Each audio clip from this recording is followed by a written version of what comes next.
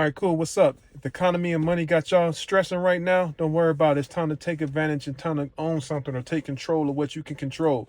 We always say control the controllables. So as y'all probably seen on the news, on social media, heard people talking about it, the markets is ugly right now. Everything is ugly right now. Stocks is down. Crypto is down. Unemployment rates is high. Lots of uncertainty, lots of fears. They got all the different AI technologies that's coming out that's causing mass hysteria. And then some people are saying the AI bubble is over, it's done. Whatever it is, it's a lot of people in flux right now. They don't know whether to panic. They don't know whether to buy the dip. They don't know whether just to weather the storm. They don't know if it's just this will pass. They don't know if this will last forever or long. They don't know if this the end. It's a lot of uncertainty just because with geopolitical stuff, with just in the domestic internal stuff with our own government, with our own state, with our own people. Um, you got everything that's going on outside of that in the world. You got, everything from technology, from Elon Musk merging the companies and saying that Earth only has 30 more months left before everything goes to space. There's a lot of FOMO. There's a lot of fear hunger. There's a lot of FUD being put out there. FUD, fear and uncertainty and doubt. Not sure if many people know that. But anyway, um, this is the time really that you got to buckle down. This is really the time that y'all can see what you're good at and do that. At the end of the day, really, if you're good at something, you need to do it because right now it's the best time for it. Just almost similar to how 2020 was. When 2020 happened with COVID and everything, that was the rise of a lot of entrepreneurs in the world. A lot of people started building their own businesses. They started their own gig economy in a sense where people were doing smaller things at a scale and making a lot of money off of it. Influencers, they popped up out of nowhere, increased out of nowhere. Podcasts increased.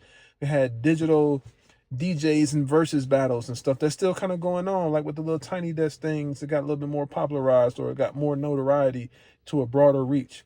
More remote work and different things like that came about. So I would just say utilize what you're good at, find something that you're passionate about, and just start doing it and keep doing it. As long as it's not breaking the bank, you don't need to go all out. You just need to start. You don't need to have thousands of dollars and the biggest, the best equipment. You don't need to be in the greatest location. You don't need to have any of those things. The only thing you need is yourself and your phone or whatever it is, a means of communications or a means to make copies and pass out flyers, to do yard work, to do pressure washing, to do car cleaning services, to do laundry, all these different things. A lot of people are getting into the small side hustles as well that can have big results, like the vending machines and laundromats and car wash, like all these different things that people can do. But also consulting and advising for people that already have like established businesses. That's what I've been doing because I haven't received a W-2 in over a year now. I have been pseudo retired in a sense, and I've been able to provide for my family through the decisions that I made beforehand. I just recently started consulting and advising companies. Just because I seen a need for it and I was really good at that. So really good at raising money from VC funding. If you have a startup, getting the pitch deck right, getting your data room right, talking to the VCs, controlling the board room, controlling the board table, the cap table, starting off, just from zero, the very initial stages of like HR. What do you need for laws and regulations and taxes and just different things like that, getting the company structure put together, all the way to even just knowing how to go through a whole sales cycle, enterprise sales cycle. If you got like SaaS software that you're selling, or if you got a product, how do you make that initial warm intros? How do you get the context? How do you organize those in a CRM? How do you track the stages between it? How do you get to a POC, a pilot, a proof of concept, or a pilot? And just different things like that. How you close the deal, you know what I'm saying? Like just that uncertainty. Is the pricing too high? Is the pricing too low? Should I offer this for free, or should I let a trial, 14-day trial, and then put this on? It's all these little different things that people start second guessing themselves while they're, before they implement it or while they're implementing it. And then as soon as something doesn't go right, they're like, oh, I knew I should have did this. No, that's not the case. No matter what you would have done, you probably would have felt that way. So that's why I kind of come in and help maneuver and stuff. But I say all that to say, don't get afraid to start. You got to start somewhere though, regardless. So yes, you're going to feel like that anyway. So go ahead and start. Go ahead and take that chance. Go ahead and take that leap. And different things like that. So, and also in the investing world, I mean, a lot of people say buy the dip. You can start dollar cost averaging. That means you just you put a little bit you allocate a certain percentage here to buy here, and if it goes down, you allocate another percent. So you just don't go all in right now. And so then if it does drop some more, you don't have any money to buy anything else. But you also got to be conscious and psychologically strong, because if you put $1,000 in and tomorrow that shit go down to $700, and then next week that shit is at $400, and then you got to be psychologically strong to not just watch the charts every day, because it's like a roller coaster. Like it's going to go down, it's going to go up, but it's meant for the long game. If you're not day trading, it's meant for the long game. So you put that $100 in, that $1,000 in today, yeah, in 2 weeks you may be down 600, but in 2 months you may be up another 300. You may be at $1,300. You know what I'm saying? So you can't check it day to day. That's going to give you emotional distress. That's going to drive you crazy. So you have to be prepared if you're looking into investing. And I mentioned day trading. Day trading is not for everybody. A lot of people, more people lose money trading stocks and crypto than they do making money. You can get in, get out. You treat it like the drug game. You can put some money in. As soon as you go up, you get out. You get too emotional. You're like, oh, I think this can go higher. Oh, I saw this. Oh, my homeboy told me this. Yeah, you taking a risk. You're gambling. It's no different than you going on DraftKings or FanDuel and putting $100 on, Jackson and Jigma Smith to score 2 touchdowns on Sunday in the Super Bowl. So there's no difference than you doing day trading. So you want to be more smart about it. If you go up, you want to get it. Take that out. Boom. All right. So a lot of people, they like to play with house money in a sense. So you put $100 in, you make 20. All right. So now you made 120. So you take that 20 out. So you still got the $100 that you put in initially, but you up 20 on the side. So whatever you do, you got that 20, and they keep doing it that way. Or they do it vice versa.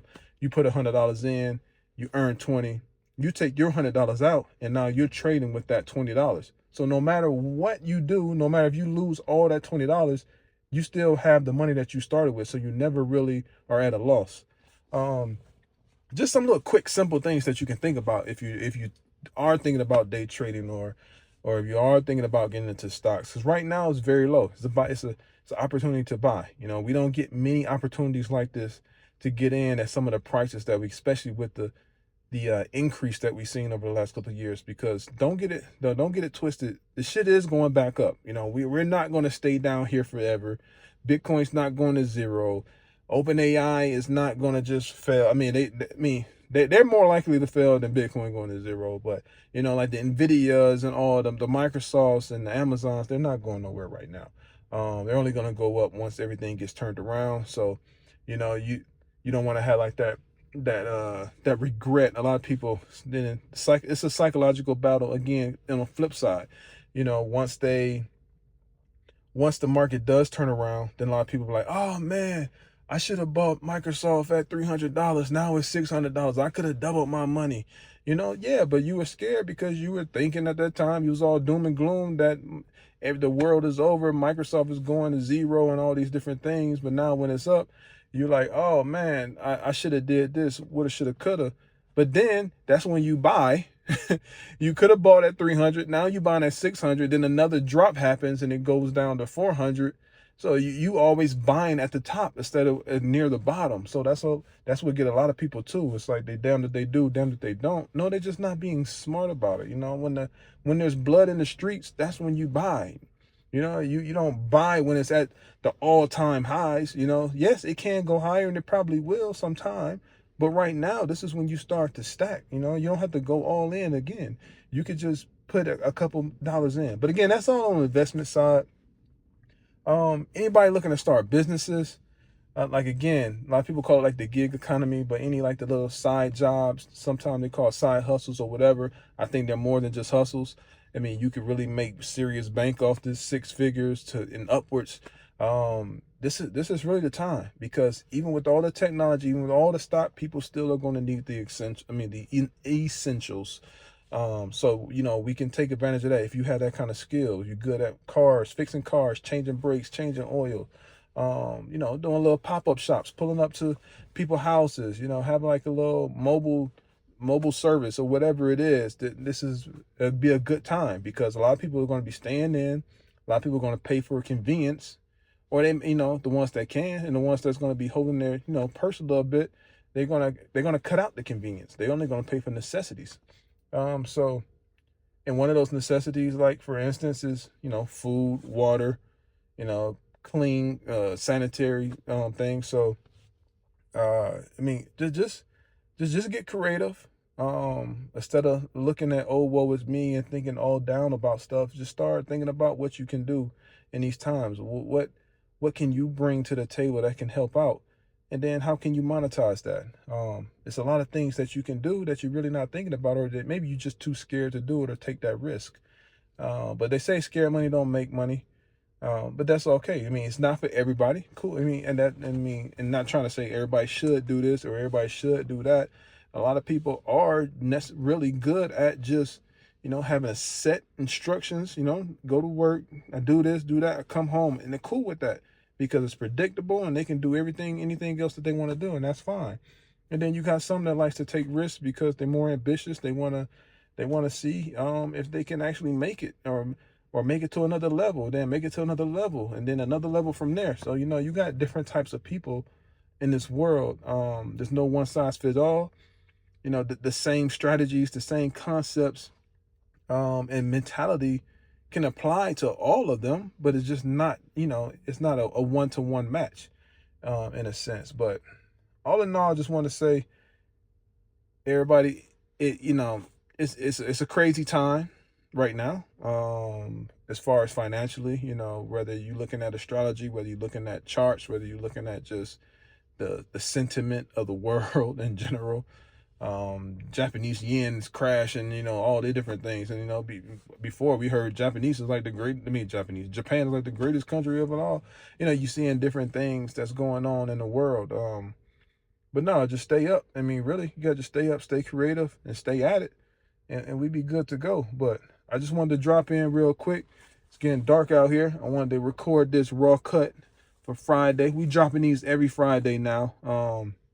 Again, it's just gonna be random thoughts. They're gonna maybe touching on some of the conversations that I had throughout the week, revisiting those, giving my perspective on them. Nothing too deep, nothing too light. It just is. It may be 40 minutes. It may be 4 minutes. It ain't really got no structure. That's why it's raw cut. No editing. I'm gonna put a little background filter on this, put a little frame on it. But other than that, what I'm saying, I ain't got no script. I ain't trying to, be politically correct. I might have misspoke. I might have said some things wrong, but that's cool. Just comment in chat. Tell me, yeah, comment in whatever. It ain't no chat. This ain't live. But just put in the comments, say, yo, it's this and actually not this. It's actually this. And we can have a dialogue on that. Or just shoot a DM. I might can touch on something on next Friday, or we can go live and bring you on as a guest. It don't really matter. It ain't really no format. We learn as we go. Again, this podcast, I just started it. I wasn't trying to wait till I had everything perfect. I'm in the car with the phone right now. The little light in my eyes, the shit is burning. I ain't got the ring light on me. I'm not in the ideal setting, but that's cool. We gonna get this shit popping either way. That's how we do it. But again, y'all stay blessed. Raw Cut Friday. We out, baby.